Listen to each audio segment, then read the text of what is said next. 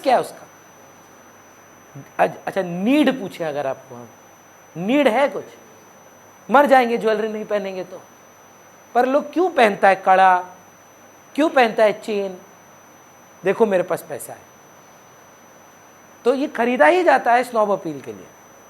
जब सस्ता होगा तो नहीं खरीदेंगे हम, क्योंकि मेरा स्नॉब अपील दिखाएगा ही नहीं है। हाँ हाँ हाँ, 100%। और हम तो बोलते हैं कि आदमी को इसमें बहुत गर्व होना चाहिए। हम आपको बता रहे हैं, हम लोग के घर में ना टोटल पे 4 गाड़ी है, चलाने वाला 3 है, ठीक है। तो जैसे हम लोग के पास एक एक्सयूवी है, एक रिट्स है जो मेरी वाइफ चलाती हैं, एक एस क्रॉस है, और अभी हम लोग नया ले रहे हैं, ठीक है, जो वरना निकली है।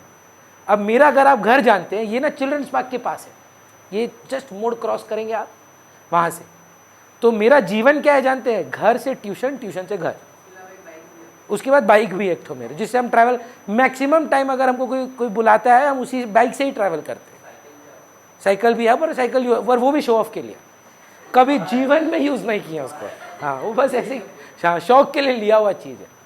हम बस आपको एक चीज़ सिखाना चाहते हैं, मतलब don't feel guilty about wanting to have expensive tastes in life.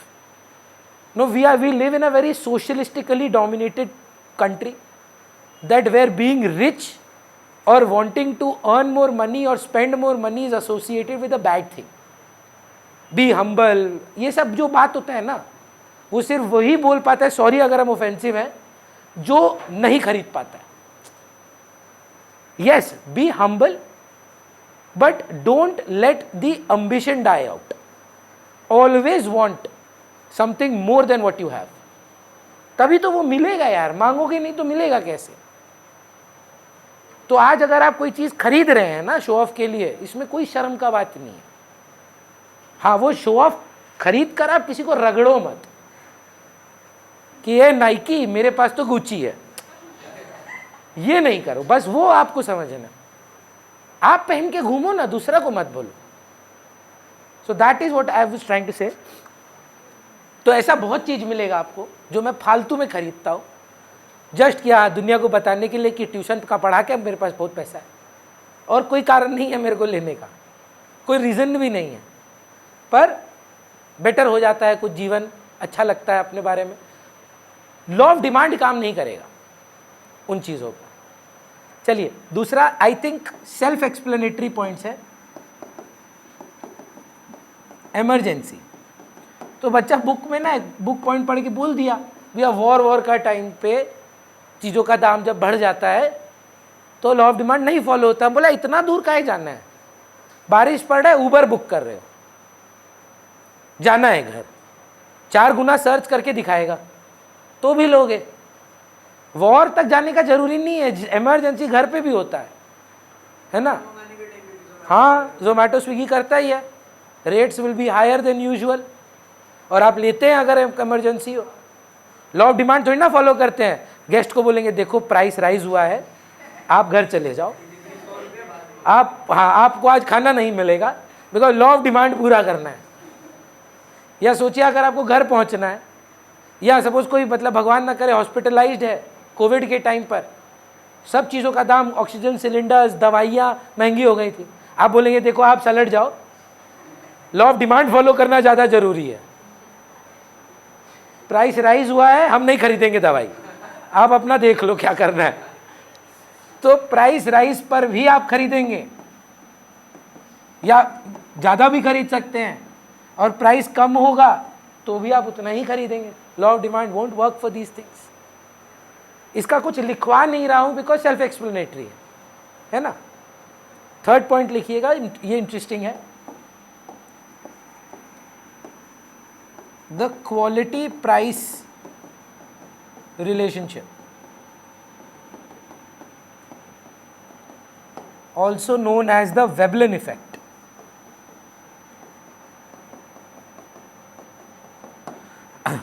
So Thorstein Veblen बोल के एक इकोनॉमिस्ट थे, नाम इरेलेवेंट है पर तो भी उनका नाम पे है तो इसीलिए वेबलन। तो Veblen is not a word, it's a name जिनके नाम पे ये इफेक्ट दिया गया है।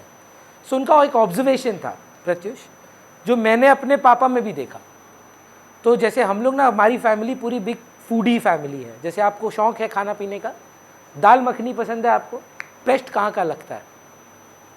जय हिंद का सही आंसर है आपका। पर अगर आप कभी थोड़ा महंगा वाला खाना चाहें ना, तो आईटीसी का पेशावरी का जरूर खाइएगा। One of the best dal makhanis I have had in my life. But why am I telling you this, that our go to restaurant for normal days is Jai Hind dhaba. Dal makhani best है उसका कलकत्ता में। तो हमको याद है 2018 का बात होगा, 150 रुपया करके होता था तब।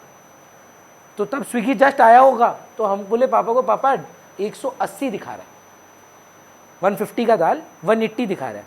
तो मेरे पापा को क्या बोलना चाहिए था, बेटा लॉ ऑफ डिमांड मत मंगा। मेरे पापा पता है क्या बोलते हैं, जरूर कुछ स्पेशल रेसिपी ऐड किया होगा, दाम बढ़ा दिया है, 2 मंगा। प्राइस राइज किया, my dad associated that with an increment in quality, and he instead of reducing his consumption wanted to buy more। ये ना मेरे साथ हुआ था करियर के बिगिनिंग में। So I started teaching when I was very young, when I was in like class 12 myself. मेरा first batch बना था जो 11 में थे, 3 बच्चे थे टोटल। तो आई रिमेंबर जो बच्चे थे वो लोग आए, and I used to teach all accounts, commerce and economics, तीनों subject for 300 rupees per month, 100 रुपया पर सब्जेक्ट, 6 दिन का। तो हमको याद है बच्चा लोग आया जिसका फ्रेंड था, बोला कि इनरोलमेंट करना है। लमार्टनर का ग्रुप था, 4-5 बच्चा था। तो आया, हम बोले 300 रुपीज़ है, 3 सब्जेक्ट्स का। फिर ये लोग ना 11 में ज्वाइन नहीं किया, फिर 12 में आया, वही 6 का 6 बच्चा। हम पूछा क्या हुआ तुम लोग 11 में आया था? बोला भैया माइंड मत करिएगा, जब आप बोले ना 300 रुपया में 3 सब्जेक्ट पढ़ाएंगे, हमको लगा कुछ पढ़ाते, मतलब आता ही नहीं होगा आपको।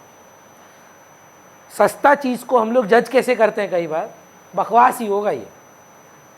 लॉ ऑफ डिमांड बोलता क्या है, प्राइस राइज ज़्यादा खरीदो। हम लोग क्या बोल रहे हैं, अरे दाम कम है, पक्का कोई स्कैम है इसमें, कैसे दे रहा है ये 99 रुपया में, कुछ गड़बड़ है। कैच क्या है, there has to be some catch, झोल है कुछ इसमें। लॉ ऑफ डिमांड बोलता है प्राइस कम, भाई खरीद ले पूरा। पर आप बोल रहे हैं नहीं नहीं दाम कम है, इसका मतलब क्वालिटी बेकार है।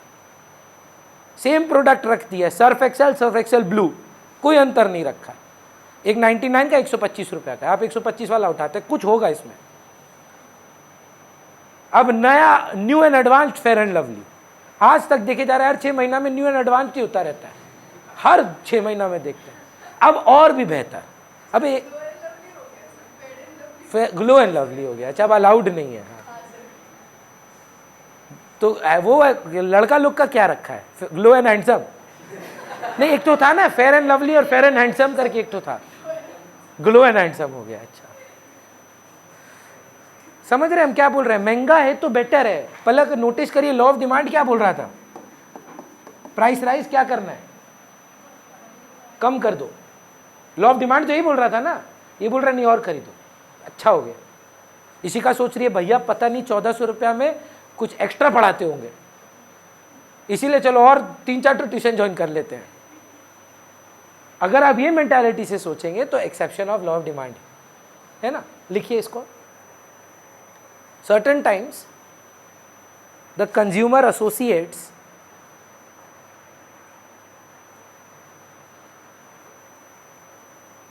the quality of the product by its price.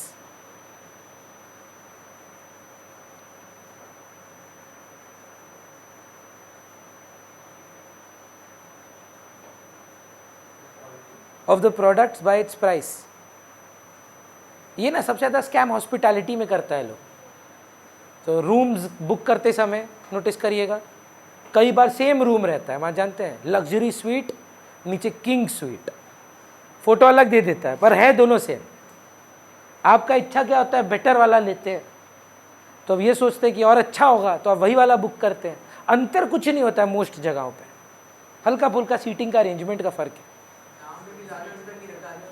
इतना से के लिए तो है, 1000 रुपया बेसी लगेगा, टॉप रूम लेंगे, तो पर है कोई फ़र्क नहीं दोनों में, पर आप क्वालिटी से एसोसिएट करते हैं तो इसीलिए आप चाहते हैं कि ये वाला बेटर रहे, है ना। क्या लिखे, sorry,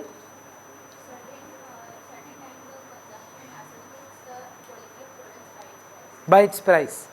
when the price of the commodity rises,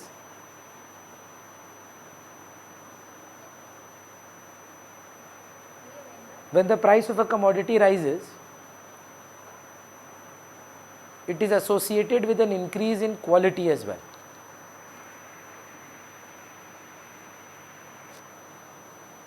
It is associated with an increase in quality as well.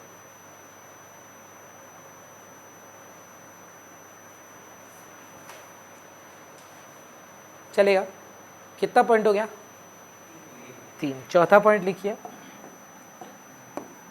अच्छा, ये मैं लिखवाऊंगा नहीं, हाँ, ये आप लोग मेरे से बेटर जानते हैं. Change in fashion. हमको नहीं आता समझ में, ठीक है, सच बोल रहे हैं. कभी कोई बच्चा बोलता है बेल बॉटम फैशन में है, कभी कोई बोलता है नहीं टाइट जीन्स फैशन में है. फिर अभी हम तो अच्छा सा शॉपिंग वॉपिंग करके आए, हमको बोला भैया nowadays pastel colours are in fashion. वो अब छोड़ दीजिए, अब जो आप ले रहे थे. अब बोलो मेरा पेस्टल कलर क्या होता है वो नहीं मालूम हमको, हम वो कैसे खरीदे. फिर गूगल करें पेस्टल कलर का मतलब क्या होता है. फिर हम बोले अब ये खरीदते हैं. 3 महीना बाद लिए कि यार वो तो खरीद चुके थे. 3 महीना बाद खरीदने के बाद बता no bright colours are in fashion. Pink, purple, neon, ये सब फैशन में आ गया. अब तो अब क्या करें, फिर नया खरीदना पड़ रहा है. बोल रहा है प्राइस राइज हो रहा है सब चीज़ का, तो भी ले लो. क्या कर सकते हैं, फैशन में है लेना तो क्या कर सकते हैं. I think the best example that I have seen for this was fidget spinner. I have never understood that concept of what that thing is, पर every one of you have gone and indulged. सब खरीद रहा था, हमको तो समझ ही नहीं आता था क्यों ये रहा फिजिट स्पिनर. सेम मूवमेंट, सब कुछ सेम, नॉन स्टॉप मेहनत कर रहा है ऊपर कोई, तुमको हाथ से घुमाना क्यों है. यही तो सेम ही तो मूवमेंट है. अरे हम जानते हैं, मेरे एक स्टूडेंट 8,000 रुपये का अवेंजर का कोई ऑफिशियल मर्चेंडाइज था मार्वल का, वो 8,000 रुपये का यूएस से मंगाया है. लॉ ऑफ डिमांड बोला भाड़ में जाए, हमको तो चाहिए. फैशन में है, हमको लेना है, तो अब क्या कर सकते हैं. है फैशन में, हाथ में आईफोन, जाने तो 1.5 लाख ले लेंगे तो भी क्या है. समझ रहे हैं बात को. 5th point, further expectation. Shreyanshi आपका अंग्रेजी कैसा है? ठीक ठाक है. फर्दर एक्सपेक्टेशन का मतलब हमको लगता है दाम चेंज हुआ है, तुमको और उम्मीद है. जैसे एक पॉइंट था डिटर्मिनेंट्स ऑफ डिमांड में, फ्यूचर एक्सपेक्टेशन. ये फ्यूचर नहीं है मैम, फर्दर है. इसका मतलब हुआ क्या है समझिए, दाम कमा है, पर श्रेयोशी बोल रही है कि भैया और गिरेगा. आपको लगता है कि और गिरेगा. बताइए लॉ ऑफ डिमांड अभी क्या बोलता है, अभी क्या करना चाहिए था. आप बोल रहे नहीं रुक जाओ और गिरेगा, आप खरीदेंगे नहीं. हाँ है ना. Instead of you buying today, are you buying today और wanting to wait it fall even further. आप बोलेंगे भैया इसमें और उसमें फर्क क्या हुआ. फिर उधर ना प्राइस कांस्टेंट था और आपको एक फ्यूचर एक्सपेक्टेशन था कि प्राइस गिरने वाला है. यहां लॉ ऑफ डिमांड को तोड़ रहे हैं हम, उसके लिए प्राइस गिरना होगा पहले. अच्छा आपका एक्सपेक्टेशन क्या है, और गिरेगा. हाँ, तो अभी लोगेगी बाद में, तो अभी का डिमांड बढ़ पाया नहीं. अच्छा दाम बढ़ गया, लॉ ऑफ डिमांड क्या बोलता है, कम करें ज्यादा, मतलब कि क्या करें, गिरेगा ना. इशिका को लग रहा है तो और बढ़ने वाला है, अभी लेके नक्की कर लो. बढ़ गया डिमांड. एक फर्दर एक्सपेक्टेशन मतलब एक प्राइस चेंज हुआ, उसके बाद भी आपको लगता है और चेंज होगा. बताइए मैक्सिमम जगह ये कौन सा जगह पे काम आता है. पूरा स्टॉक मार्केट इसी पे चल रहा है. कोई भी कमोडिटी स्टॉक मार्केट में आप जानते हैं खाली इक्विटी लिस्ट नहीं होता है, सारा कमोडिटीज भी लिस्ट होता है. सोना बोल के एक प्रोडक्ट है, स्टील बोल के प्रोडक्ट है, आयरन बोल के प्रोडक्ट है, डॉलर बोल के प्रोडक्ट है. ये सब स्पेक्यूलेटिव एक्टिविटीज के अंडर चला जाता है. पूरा स्पेक्यूलेशन तो इसी पे निर्भर है. नॉन स्टॉप अडानी गिरे जा रहा था. हाँ एग्जैक्टली, आपकी 1-1.5 लाख से 37,000 रुपये कब आए. पर हम आपको बता रहे हैं ना अडानी कॉन्स्टेंटली गिरे जा रहा था, अभी तो वापस उठ गया है. हम आपको बता रहे हैं मेरे पास अडानी का बहुत अच्छा नंबर ऑफ क्वांटिटी स्टॉक्स है, तो हम अडानी ग्रीन बोल के स्टॉक को फॉलो कर रहे थे, तो वो 3000 पे था। ये जब हिंडनबर्ग का रिपोर्ट आया तो ये गिर के 400 रुपये पे आ गया। मेरा खरीदा हुआ था 2000 रुपया में, 1500 रुपया में, एवरेज प्राइस वॉज 1200 रुपीज़। अब 400 पे आया तो हम लॉस में हो गए। गेस करिए हम क्या किए जानते हैं, 400 रुपये में 3 गुना क्वांटिटी ले लिया, जितना था और खरीद लिए। अभी बढ़ के वापस 1200 रुपया पे आ गया, पर अब मेरा प्राइस 1200 नहीं है, 400 के पास है, 450 रुपया, क्योंकि 3 गुना खरीद लिया। तो जब एवरेज आउट हुआ 400 3 टाइम्स है और 1200 1 टाइम है, तो एवरेज लगभग 450 रुपया पड़ गया। तो हुआ क्या, आप नोटिस किए, ओवरऑल प्राइस गिर गया। अब इस पर ना नहीं ले रहा था लोग, हम भी नहीं ले रहे थे। 1200 पे जब आया, 3000 से 1200 पे आया, क्या करना चाहिए था, नहीं लिया, हमको मालूम था और गिरेगा। जब बॉटम आउट हुआ 600 रुपया पे, 500 रुपया पे, 400 रुपया पे, तब जाके हम लिए। पर लॉ ऑफ डिमांड तो पहले ही काम करने आना चाहिए था, हम क्यों नहीं कर रहे थे, अज्यूम किए थे कि और गिरेगा। अरे अभी ना बढ़ रहा है, रोज अपर सर्किट है। लास्ट 20 दिन से आप अगर चार्ट पढ़ना जानते हो, दिखाते हैं आपको, मजा आ जाएगा देख के, बहुत अच्छा लगता है हमको रोज सुबह उठना। दिखाते हैं आपको मेरी खुशी का माहौल।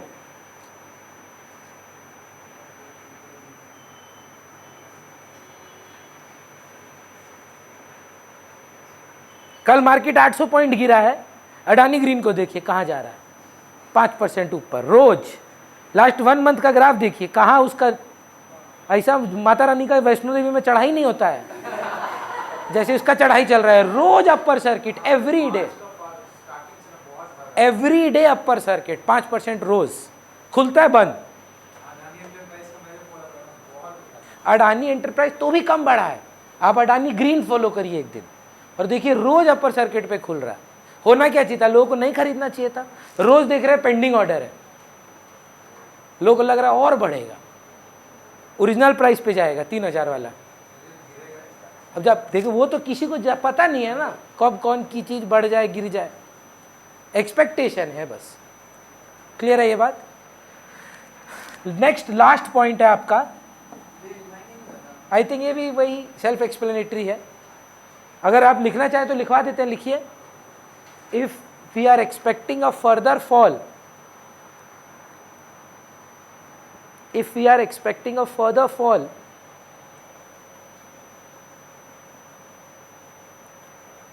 even after when the prices have fallen,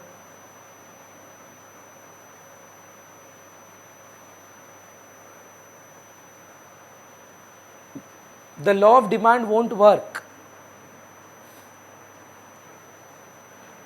The law of demand won't work as the consumer would expect to buy it at a cheaper price. Last point ना थोड़ा कॉम्प्लिकेटेड है, टफ नहीं है, it's just that it's not very relatable. क्या लिखे, कहाँ तक लिखे rather, the law of demand won't work as the consumer would want to buy at lower price, lower, cheaper, lesser. चलेगा सर। नेक्स्ट पॉइंट देखिएगा, called Giffen goods. ये सबसे important exception है, बोर्ड में हर साल पूछता है, या तो 3 मार्क में या MCQ में या 2 मार्क का डेफिनेशन में, ठीक है। तो रॉबर्ट गिफिन बोलकर एक इकोनॉमिस्ट थे, इन्होंने ये ऑब्जर्व किया कि ऐसा होता है। प्रॉब्लम क्या है, ये टफ क्यों लगता है मोस्ट लोगों को, क्योंकि ये उतना रिलेटेबल नहीं है। आर्टिकल्स ऑफ स्नॉब अपील वगैरह और ये सब चीज़ आजकल क्या इन है और क्या फैशन वाला पॉइंट जो है ना, thanks to people like Andrew Tate and other people, snob appeal समझ जाते हैं आजकल लोग कि हाँ क्या होता है चीज़। पर गिफिन गुड्स ना शायद हमको लगता है रिलेटेबल नहीं है, आप समझेंगे क्यों नहीं है। So he talked about 2 criterias for it to be Giffen goods. Honesty चाहिए थोड़ा, प्रत्युष मतलब कभी आप जीवन में कोई इंफीरियर प्रोडक्ट इस्तेमाल किए हैं कि नहीं। बड़े अमीर लोग हैं भाई, मतलब आपके घर में सिर्फ बासमती चावल ही बनता है, कभी कोई गंदा क्वालिटी वाला चावल नहीं बना है 1-2 बार।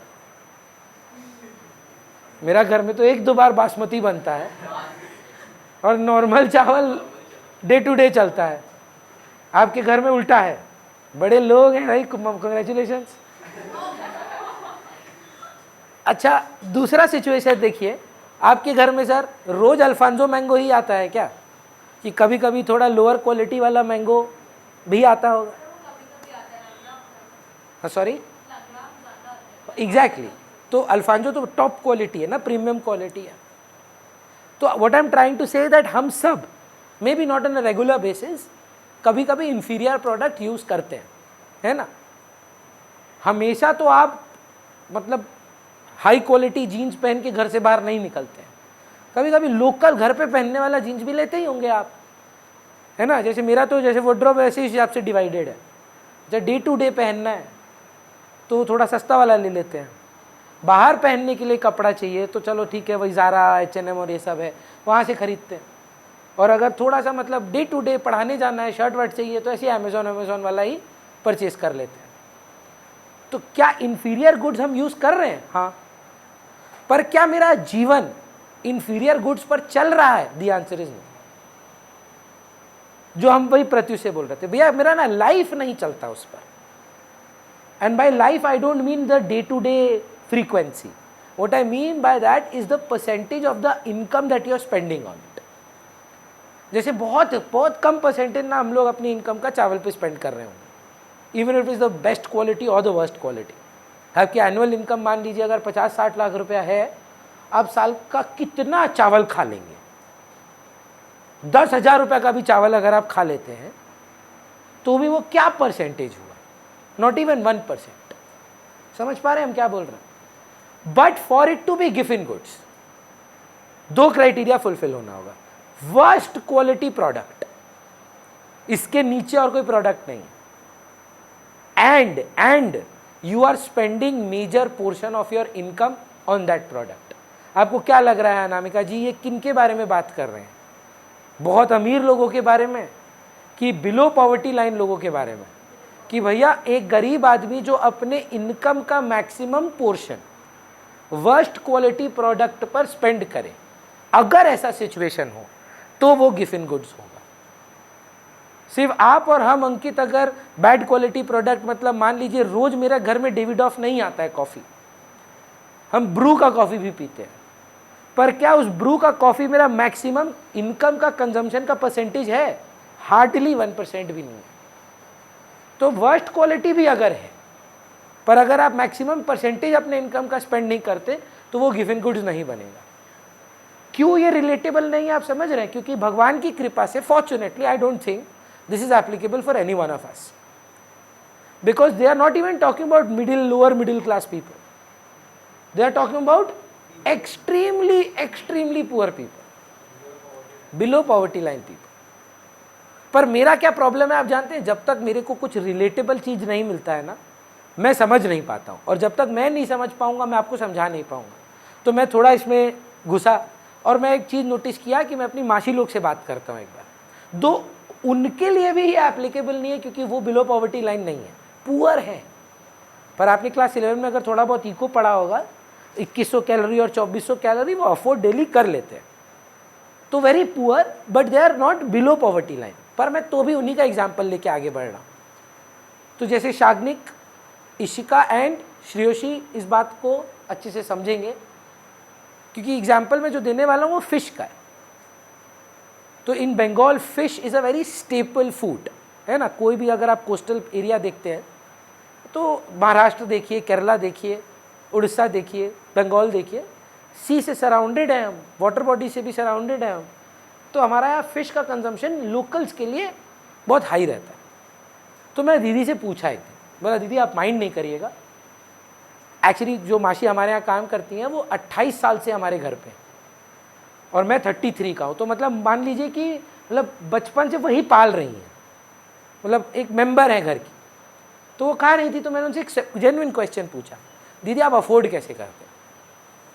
माइंड मत करिए, पर मैं तो सुना हूँ मछली मतलब थोड़ा नवाबी शौक है, इट्स एन एक्सपेंसिव थिंग। तो वो हंस के बोली तुम जो बोल रहे हो वो भेट की इलिश जो होता है वो बहुत एक्सपेंसिव होता है, हम लोग नहीं अफोर्ड कर सकते हैं, फिश का बहुत वेरिएशन होता है। हम लोग वर्स्ट क्वालिटी ऑफ फिश ले रहे हैं, और उसमें भी एक पीस होता है टेल वाला पीस, वो वाला हम लोग पीस लेते हैं। जो टेल वाला पीस होता है उसमें बहुत हड्डी होता है, तो very difficult to eat, and उसमें कुछ मीट नहीं होता। So they are consuming fish every day, but the worst quality fish, and salary कम है देखो उनका, तो they are spending majority portion on food. So उनके लिए गिफिन गुड्स का एप्लीकेबिलिटी है। तो मैंने तो भी पूछा, दीदी आप कैसे 30 दिन कैसे ये वर्स्ट क्वालिटी वाला खा लेते हो? तो बोली देखो 23-22 दिन महीना में मैं वर्स्ट क्वालिटी वाला खाती हूँ, और 7 से 8 दिन depending on the month I have a little superior product. अब वेरी एक्सपेंसिव तो हम जा नहीं सकते, हम तो मिडिल, मतलब पैसा है नहीं हमारे पास, तो एटलीस्ट वही वर्स्ट क्वालिटी का पेटी का पीस, जिसको मतलब जो बेली ऑफ द फिश होता है, जिसमें सबसे ज़्यादा मीट रहता है, वो वाला खा लेते हैं। तो मैंने बोला अच्छा ठीक है, आपके लिए लॉ ऑफ डिमांड काम करता है कि नहीं, चलिए देखते हैं। तो मैंने उनसे पूछा दीदी सोचिए एक बार, दाम अगर कम हो जाए, किसका? वर्स्ट क्वालिटी प्रोडक्ट का, not this one, this one. आप मेरे को बताइए आपको क्या लगता है? दीदी बोलेगी वाओ, वर्स्ट क्वालिटी प्रोडक्ट का दाम कम हो गया, आज से तो हम रोज खाएंगे। ऐसा होगा? वो उब चुकी हैं वर्स्ट क्वालिटी प्रोडक्ट से। वो क्या बोलेंगी, क्योंकि अब मेरा इस पर पैसा कम खर्चा होगा तो मेरे कुछ पैसे बचेंगे, मेरा रियल इनकम बचेगा, मैं ये कम कर दूंगी और ये बढ़ा दूंगी।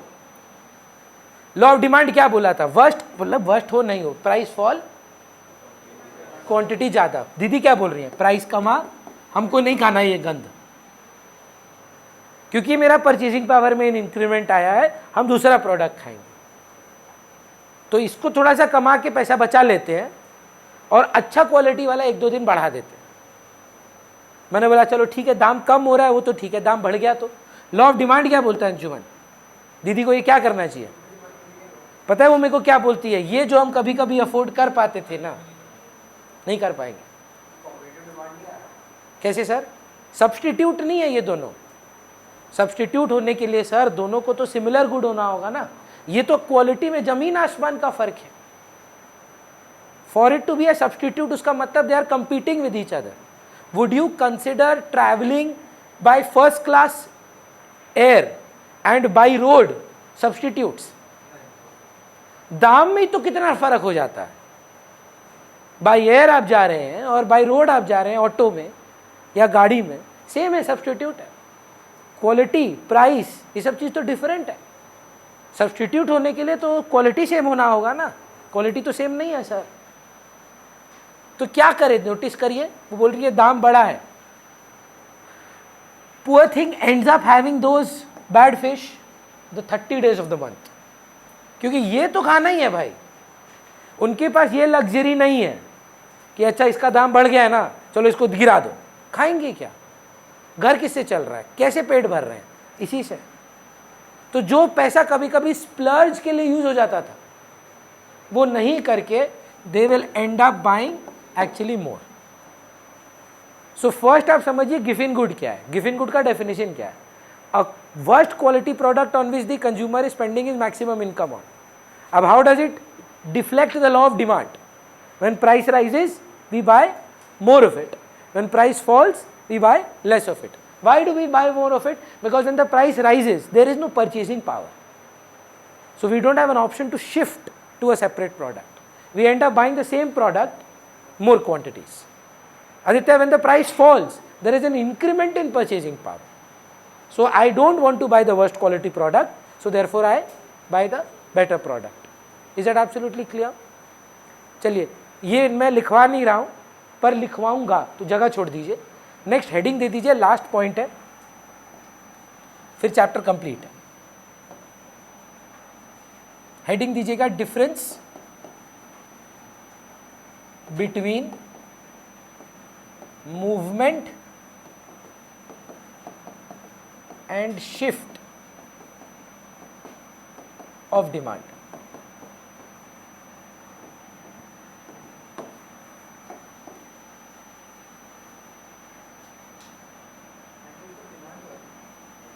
Movement and shift of demand. तो सर आप फिर से बताएं हार्दिक, हमको किस दो वे में हमने डिटर्मिनेंट्स ऑफ डिमांड को तोड़ा था? एकदम सही जवाब, प्राइस, साथ साथ लिखते भी रहिएगा हाँ, और अदर्स। जब प्राइस में परिवर्तन होता है हार्दिक सर, उसको क्या बोलते हैं? Change in demanded, change in quantity demanded. और जब अदर फैक्टर्स में चेंज हो जाए, नहीं, change in demand.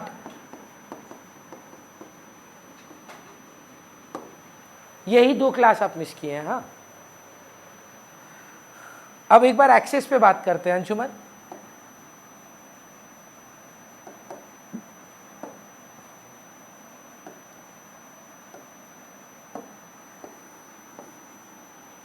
Y axis पे क्या होता है? Reason, price. एक्स एक्सिस पे क्या लेते हैं? क्वांटिटी डिमांडेड, है ना। दोनों चीज लॉ ऑफ डिमांड वाली, price fall quantity rise, price rise quantity fall. हाँ या ना में जवाब दीजिए, एक वाई एक्सिस पे एक एक्स एक्सिस पे। तो क्या एक ही कर्व में दिखाया जा सकता है कि नहीं? The answer is yes. Inverse relation, बोलिए क्यों? या इस पे तो सवाल करके आए। Reasons for downward sloping demand curve, एक बढ़ता है दूसरा गिरता है। सो एक बार नोटिस करिएगा इशिका, ये प्राइस पर ये क्वांटिटी है। अब डायग्राम पढ़ना जानते हैं ना? This is the price P and we are demanding Q1. That is how you plot. Now what happens? Price goes up. What will happen? Demand मत बोलिए ना, quantity demanded will fall to Q0. Let's call this Q0. This upward movement is called extension in quantity demanded. बढ़ा है ना, sorry, contraction in quantity demanded. Contraction in quantity demanded. देख के बताइए, price बढ़ा है पर क्वांटिटी क्या हुआ है? Decreases. So what happens? Demand has, quantity demanded has contracted. चलेगा? मैम सोचिए P 0 पे हो जाता है, ये क्वांटिटी का स्टोरी क्या होगा? बढ़ेगा. देखिए बढ़ के ना ये Q0 इधर आ गया. ये जो डाउनवर्ड मूवमेंट आया पलक, कॉन्ट्रैक्शन का ऑपोजिट क्या होना चाहिए? एक्सपेंशन या एक्सटेंशन, दोनों करेक्ट है, ऑफ क्वांटिटी डिमांडेड. श्रेयसी आपका इंग्लिश ठीक ठाक है? तो जैसे अगर आप अंग्रेजी में किसी को बोलते हैं दैट समथिंग हैज एक्सपैंडेड और something has increased, does it mean the same और डिफरेंट? जैसे बताइए फर्क. Suppose my weight has expanded, my weight has increased, क्या फर्क हुआ? ऑन अ नॉर्मल लेवल दोनों सेम है लगभग. May be the context is different, but if मतलब colloquially speaking it's the same thing. But in economics there is a vast difference. If you are using the word expansion contraction, it is only that price has changed, other factors remaining constant. But now from today, whenever you will say increase decrease, it is that prices were constant, some other factor changed. So I am asking again, income of the consumer has gone up, you will buy more. Would it be extension or increase? Increase. अच्छा, price of a commodity has gone down, would it be extension or increase? Extension या expansion? बोल रहा है दाम की वजह से परिवर्तन हुआ है तो एक्सटेंशन कॉन्ट्रैक्शन होगा. लेकिन सोचिए दाम कांस्टेंट था अंकित, प्राइस क्वांटिटी, दाम फिक्स्ड है, पर आप अमीर हो गए या आपका टेस्ट एंड प्रेफरेंस हो गया, तो बोल रहा है बढ़ गया अगर तो नया डिमांड कर्व आएगा, गिर गया अगर तो डिमांड कर्व लेफ्ट की तरफ चला जाएगा. ये जो राइटवर्ड शिफ्ट, ये हो गया इंक्रीज.